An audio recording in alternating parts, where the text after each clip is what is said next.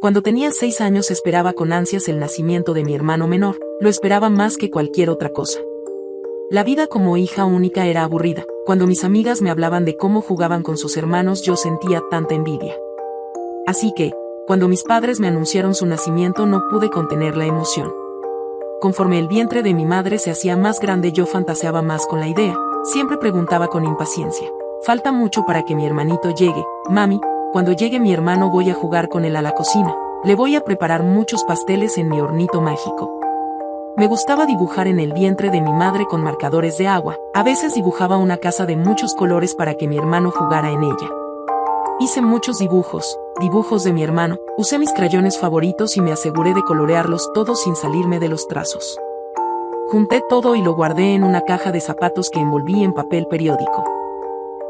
Mi abuela se quedó en casa para cuidarme toda esa última semana del embarazo, desde que mis padres partieron al hospital. Con cada día que pasaba yo continuaba esperando, comiéndome las ansias de tan solo pensar en poder verle llegar en brazos. Yo sabía que él, como cualquier otro nene recién nacido, sería incapaz de entender lo que le decía, pero eso no me detendría de cantarle todas esas canciones de cuna que había aprendido o de contarle todos los cuentos que había en mis libros. Quizá fuera yo, más que nadie, quien ansiaba más su nacimiento. El día en que por fin lo vería, salí por la mañana y junté tantas flores como pude de los rosales de mi abuela y, con las palmas de las manos cubiertas de espinas, las envolví en una hoja de periódico con un listón azul que compré por unos centavos en la estambrería. Mi abuela me ayudó a escribir una carta para mi hermano, y con los retazos del listón la amarré a la caja de zapatos. Casi podría asegurar que en todo el día jamás solté la caja. La tinta del periódico debió haberse corrido entre mis dedos con toda seguridad. Siempre me lo imaginé como amor a primera vista. Le vería entrar envuelto en sábanas y sabría que le amaría. Era el hermanito que siempre había esperado. Pero el día llegó, los minutos transcurrieron y luego las horas. La mañana se tornó en tarde y esta en noche. Cuando mi abuela se hubo dormido en el viejo sillón reclinable de la sala, yo seguí despierta esperando, acostada en el tapete de la sala con mis dibujos. Fue entonces que vi a mis padres pasar por la puerta con el bulto en brazos. Su cabeza, la punta de esta, era pequeña, del tamaño de un durazno, y su rostro, solo hay que imaginar una mirada perdida, sin emoción, un par de ojos que se salen de órbita hacia los costados, una boca a medio abrir por la que la lengua se asoma babeante. No me pareció como ningún otro nene que hubiera visto antes. Los bebés suelen poner caras graciosas, pero la suya era, más bien, horrible. Se supone que los nenes lloran todo el tiempo a esa edad.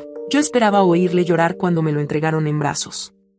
Probé a hacerle cosquillas, tal vez sacudirle un poco para ver si llegaba a hacer algún sonido, pero nunca lo escuché llorar. Él jamás ha llorado.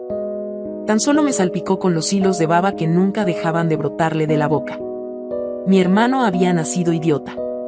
Me sentí tan horrible de haber pensado eso. Mis padres intentaron explicarme. Mi pequeño hermano había nacido con una condición que hacía su cabeza más pequeña, que era una bendición de Dios y que, a veces, Dios pone a prueba nuestra capacidad para amar, que Él me amaría pasase lo que pasase, que debíamos amarlo y cuidarlo con mayor razón.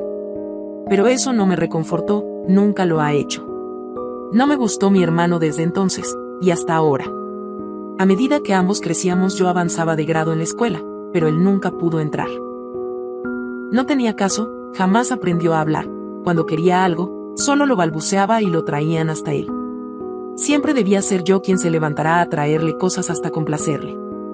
Yo escondía la cara de vergüenza cuando alguien llegaba a casa y lo veía con la misma mirada perdida y la saliva chorreándole por las comisuras de la boca, vociferando esos sonidos guturales con los que intentaba comunicarse. Casi puedo jurar que mis padres sentían la misma vergüenza, pero nunca lo dijeron. ¿Cuántas veces escuché las santurradas de la gente? Está enfermo, no lo hace con mala fe, él no sabe lo que hace, tú sí, no seas tan grosera con él. Pero en el fondo todos pecaban de la misma hipocresía, nadie quería tocarlo, ni siquiera mirarlo, bastaba voltear a ver a otro lado para ignorar al idiota y esperar que éste dejara de verte. Nunca lo dejábamos salir, si teníamos que ir a algún lado siempre era preferible no llevarlo. Con el tiempo mi abuela empezó a poner más excusas para no hacerse cargo de él. Sí, bueno, mañana no creo poder, tengo que ir con el doctor, a esta edad hay que cuidarse más. Con el tiempo, y sin nadie que cuidara a mi hermano, salíamos menos, cuanto más crecía el niño, mayores cuidados requería. Al año empezó a caminar y a ponerse en toda clase de peligros, Una vez lo vi tocando la plancha de ropa. El humo con olor a carne quemada salía de la máquina mientras él tan solo la miraba con esa cara de idiota. Pero quítale la mano de ahí, niña, que no ves que se lastima. Siempre era la misma reprenda, pero nunca era contra él. Siempre era yo quien recibía los gritos y castigos por las idioteces de mi hermano. Cuidar a un idiota es una tarea de tiempo completo. Yo tenía que cuidarlo en todas esas ocasiones. No podía despegarle un ojo de encima porque siempre hallaba la forma de lastimarse. Cuando se hizo mayor me rebasó en altura. Su cabeza de cono se veía aún más pequeña en ese cuerpo tan gigante. Nunca pude medir su fuerza, pero sé que era desmesurada. Yo misma lo vi partir con sus manos un cucharón de madera del tamaño de mi brazo. Era como si su cerebro de cono no estuviera al tanto de la fuerza que se supone debe tener una persona normal. Eso me aterraba, sobre todo porque siempre me seguía, como queriendo sujetarme con sus manos, como queriendo sostenerme como al cucharón. Puedo hacerme a la idea de lo que era capaz de hacer. Los vecinos, ellos tenían un gato, uno de esos color naranja. Ese gato siempre rondaba por los botes de basura de la cuadra. Un día, el gato simplemente desapareció. Los vecinos empezaron a preguntar a todos en la cuadra por el animal. Muy en el fondo, yo imaginaba lo que le había pasado. Muchas veces había visto al idiota mirar al gato, con esa mirada vacía que no le despegaba de encima ni por un momento. Cuando alcanzaba a tomarlo de la cola lo arrastraba por el concreto hasta sujetarlo del cuello, en una especie de abrazo asfixiante. Los rasguños del animal nunca lo detuvieron. Él no parecía sentir dolor alguno cuando las muñecas se le llenaban de zarpazos. No sabemos cómo, ni exactamente en qué momento sucedió, pero encontramos al gato después de todo. Los arañazos, rojos todavía en los brazos de mi hermano, dejaron ver lo que le había sucedido al animal. Lo hallamos debajo de su cama, completamente despedazado. Tuvimos que devolver el cadáver a los vecinos. Ninguna persona en toda la colonia volvió a dejar siquiera a los niños jugar cerca de nuestra casa. Tuvieron que pasar algunos años más y tuve que conocer amigas en el cole para poder volver a invitar a alguien a la casa. Los padres de mis amigas sabían de mi hermano y su retraso mental, pero no conocían la historia del gato. Por primera vez en años pude invitar a alguien a casa sin que dieran mil excusas queriendo desviar la atención del temor que todos sentían por el gato muerto. Val llegó esa tarde a casa. Teníamos que hacer una tarea, un proyecto final, en realidad, una excusa para quedarnos despiertas en la noche haciendo cosas de chicas. Él jamás le despegó la mirada de encima. Ese idiota y su mirada perdida siempre lo seguían. Recuerdo cómo la miraba, cómo veía al gato, como a mí me había mirado tantas otras veces. Mis padres insistieron en que debía cuidarlo en nuestra casa mientras acosaba a mi amiga. Val estuvo toda esa tarde asustada. No puedes decirle que se vaya, me siento rara cuando me mira así. Lo siento, Val, mis padres quieren que lo cuide, voy a sentarlo en el sillón y cambiaremos lugares para que esté lejos de ti, le contesté. Nada de eso funcionó, el maldito idiota jamás dejó de acecharla. Yo trataba de alejarlo tanto como pude, de verdad lo intenté. Pero tuve que ir al baño, fue tan solo un segundo, nunca quise dejarla sola tanto tiempo, pero sucedió. Basta, déjame. Le escuché gritar mientras me lavaba las manos. Corrí tan rápido como pude hasta donde estaban. Él estaba encima de ella sujetándola de las manos mientras Val gritaba atemorizada. No pude conseguir que la soltara de las manos. Val solo gritaba mientras se la sujetaba. Le había roto ambas. No le rompió los huesos de los brazos. Literalmente fracturó todo dentro de las manos de Val, huesos pequeños de los dedos a las muñecas, tan solo apretándolas. Los padres de Val estaban furiosos. Cuando llegaron al hospital los escuché gritarle a mis padres toda esa noche. Intentaron demandarnos, pero eso jamás procedió. El idiota no podía ser juzgado, no tenía caso intentar encerrarlo. Todo eso se supo. Val fue mi última amiga en todo el cole. Ella se mudó muy lejos después de eso y yo tenía que quedarme viviendo en la misma casa que ese idiota. Nunca voy a olvidar la bofetada que recibí ese día. Mi madre me culpó de todo el asunto, por no haber cuidado al idiota de mi hermano. Jamás intentaron reprenderlo por lo que había hecho, no tenía caso, no iba a entenderlo. Me aterraba pensar qué más quería hacerle a Val, qué más le hubiera hecho si yo no hubiera llegado y hubiera avisado a mis padres. En más de una ocasión lo vi jugando con mi ropa interior. Me repugnaba tan solo pensar que él tuviera esa clase de deseos. Lo odiaba más que a nada en el mundo. Pero también le temía. Solo quería encontrar cualquier oportunidad para largarme de esa casa y finalmente librarme de él. Cuando conocí a Brandon, creí que todo acabaría, que esperaba que él me llevara a vivir lejos. Él fue mi novio por casi 2 años, fue mi excusa para poder salir de casa todo ese tiempo. Tan solo quería alejarme del manicomio en el que vivía. A mis padres nunca les agradó Brandon, no les gustaba que saliera tanto tiempo con él, pero eso me importaba un carajo, prefería más a Brandon que a cualquier persona en mi familia. Yo creo que lo quería, es difícil conocer el sentimiento cuando no tienes con qué compararlo. Él había sido mi único novio serio hasta ese momento, lo conocí en la prepa, muy lejos de casa, y preferí dejarlo así, lejos. Jamás lo llevé a casa, no era cosa de vergüenza, era más bien miedo. Tenía miedo de mi hermano, de lo que le haría si lo viera. Pero él quería ir, él quería dar otro paso en nuestra relación, algo más íntimo. Tal vez no me sentía lista, pero tenía tanto miedo de que se alejara de mí si me negaba, de que me abandonara. Él era la única persona que se preocupaba por mí, creo que por eso accedí esa noche. Esa ocasión mis padres salieron a una fiesta, una boda o algo así. Le pedí a Brandon que esperara hasta que el idiota se hubiera dormido, solo eran unos minutos y podría entrar a casa. Cuando ocurrió, le hablé para que pasara por la puerta y lo conduje de puntillas a mi habitación. Él era algo impaciente, tuve que calmarlo un poco y pedirle que contuviera más la respiración. Perder la virginidad duele un poco al principio, pero es bastante agradable una vez que te acostumbras. Pero cuando yo empezaba a disfrutarlo, él ya había terminado, se recostó a mi lado y me abrazó. Tuve que hacer un gran esfuerzo por no dormir. Theo tenía que despertarlo y él tenía que irse antes de que llegaran mis padres, o peor, que el pendejo cabeza de cono se despertara. Creo que eso fue de lo que más culpable me siento, haberme quedado dormida.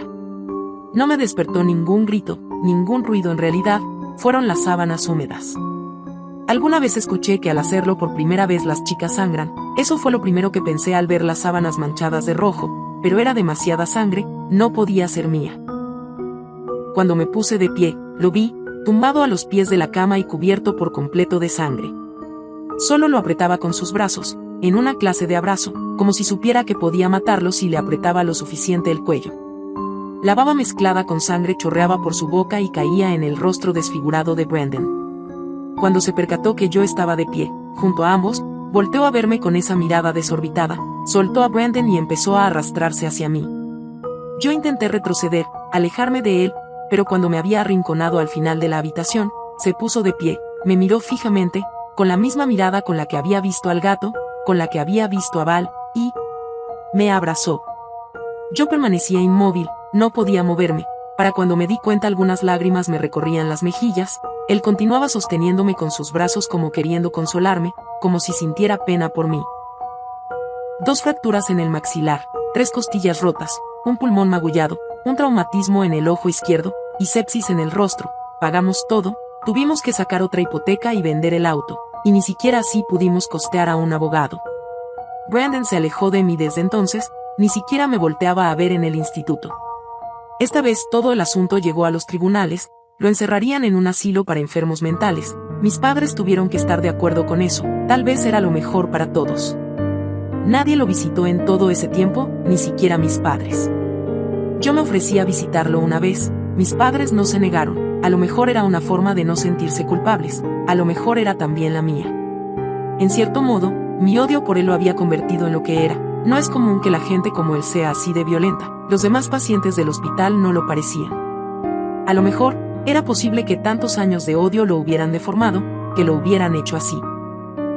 Casi puedo jurar que él mostró cierta mejoría en ese tiempo, los médicos afirmaban que él jugaba con otros pacientes, disminuidos mentales como él, incluso, uno de los enfermeros me dijo que él intentaba hablar, que a veces balbuceaba como remedando lo que los demás decían, tratando de emitir alguna palabra.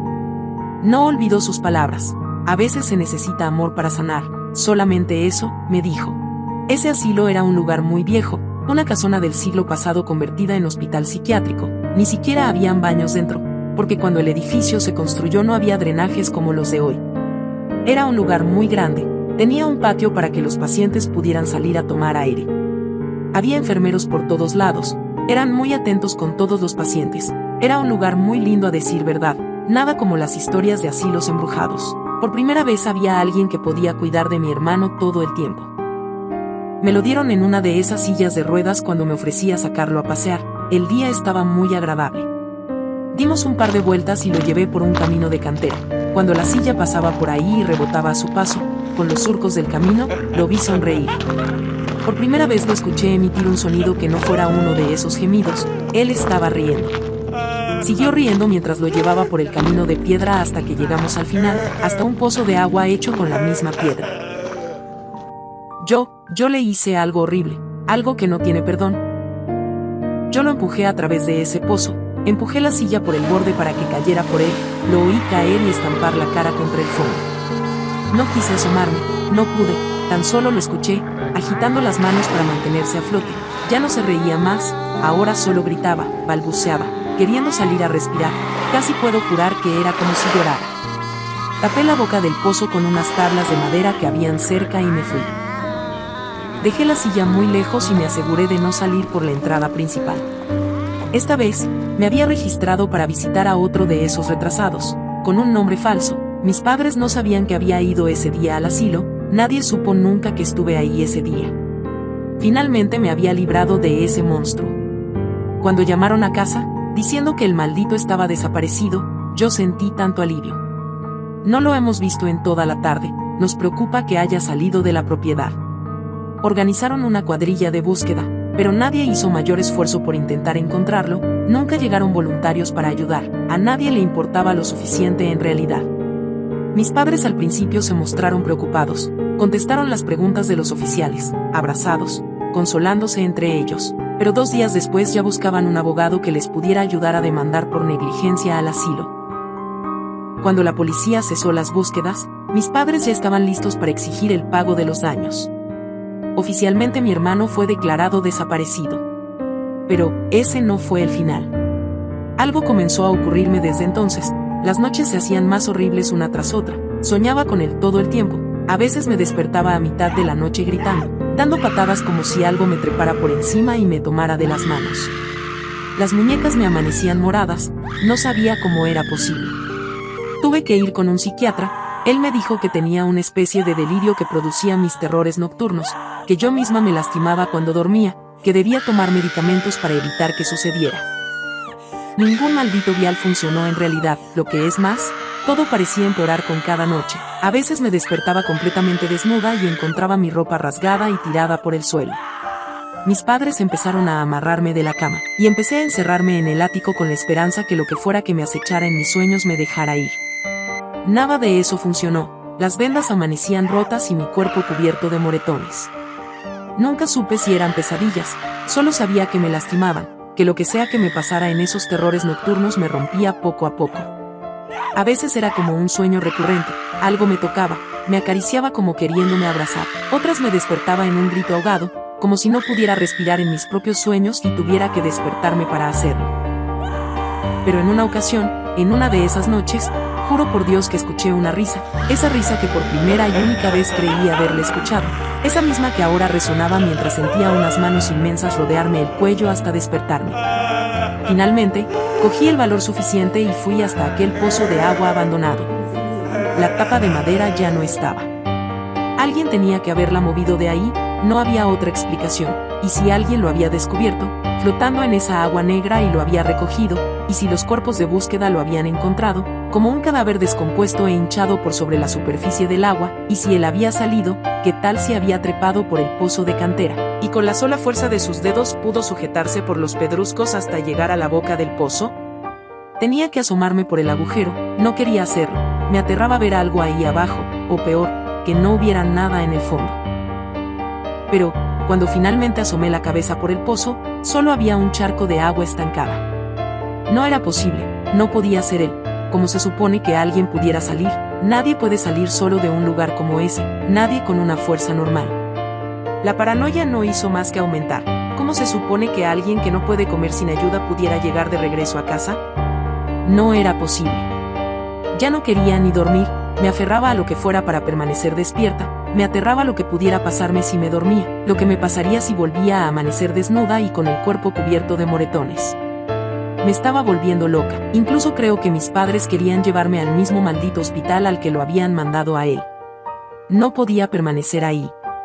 Después de tantos años es complicado sanar algo tan horrible como el odio, No es algo que se deja ir tan fácilmente, pero al final es cansado vivir tanto tiempo odiando. No sé si era ese odio, o tal vez la culpa, o ambos. Pero creo que era aquello lo que me hacía daño. Cuando huí de casa fue algo más fácil dejar todo eso atrás, tan solo se necesita amor para sanar, tan solo eso. No he tenido esos sueños desde que me fui, yo no tomo más antipsicóticos, jamás funcionaron para nada en realidad, aunque los somníferos sí ayudaron bastante para volver a conciliar el sueño después de eso. Conocí a mi marido justamente por ello, él era el boticario con el que siempre los compraba. Una cosa llevó a la otra y nos casamos. No he vuelto a necesitar medicamentos como esos desde entonces, él me hace sentir tranquila, segura, amada. Hoy vine a una consulta con mi obstetra, es la primera vez que veré a mi bebé por la pantalla del ultrasonido. Este es uno de los días más felices en la vida de toda madre, pero, en este momento siento que el corazón se me sale del pecho. El doctor empezó preguntando por antecedentes en mi familia, por alguna clase de enfermedad congénita. Mi esposo y yo volteamos a vernos mientras le escuchamos hablar. Nos dijo que había algo raro con mi niña, con la talla de su cabeza. Es muy pequeña para su edad.